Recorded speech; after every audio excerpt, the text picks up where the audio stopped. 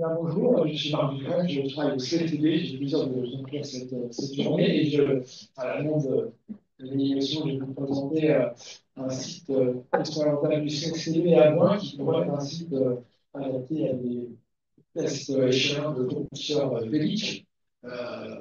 CFTD dispose depuis longtemps d'un terrain ensuite dégagé à des kilomètres de la mer, en de loin, un site qui est instrumenté avec un mât de 40 mètres pour pouvoir supporter des dynamomètres et caractériser le vent dans son évolution euh, vert- euh, verticale.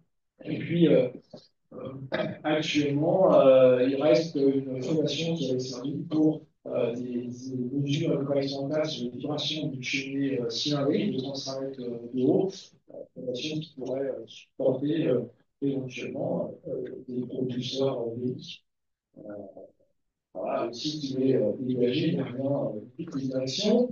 On a un certain nombre de données historiques de pouvoir des informations. On a une dalle qui reprend 18 tonnes de charge verticale et 114 kN en charge horizontale. C'est la limite actuelle, c'est un système qui dépasse notre système d'ancrage.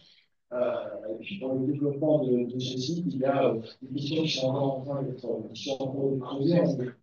On pourrait le développer dans le cadre de vent frais.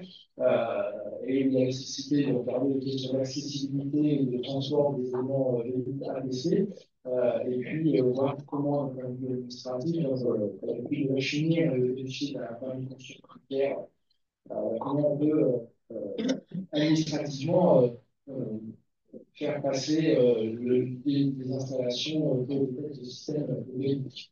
Alors, comme on travaille sur le vélique et sur le vent, c'est comment ce site avec voilà, super historique, évidemment, des variables en direction et en vitesse, mais voilà, on a des périodes assez longues sur quelques captures de système, des périodes relativement stables, et donc pouvoir envisager de faire des tests de propulseurs.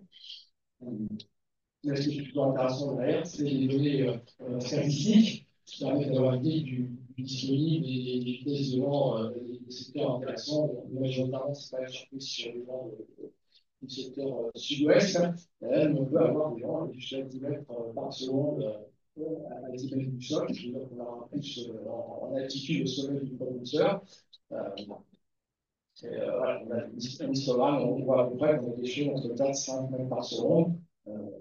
C'est intéressant pour prévoir l'exploitation des mesures. Je peux quand même noter que le vent, il dégage tous les secteurs. Moi, j'ai l'impression qu'on est dans du blocage, quelque chose de différent. On n'a pas tout à fait le même grandeur que sur la direction du vent. Les vents ouest et les vents est n'ont pas le même comportement. Moi, je vais tracer des lignes qui représentent à peu près les profils de vent théoriques de Wallonne. Et puis, les points de mesure, c'est sur le tiers, sur une campagne courte de différentes directions de vent. Voilà, il y a quand même une variabilité du matériel à avoir un même mesure pour caractériser les conditions de vent sur le site.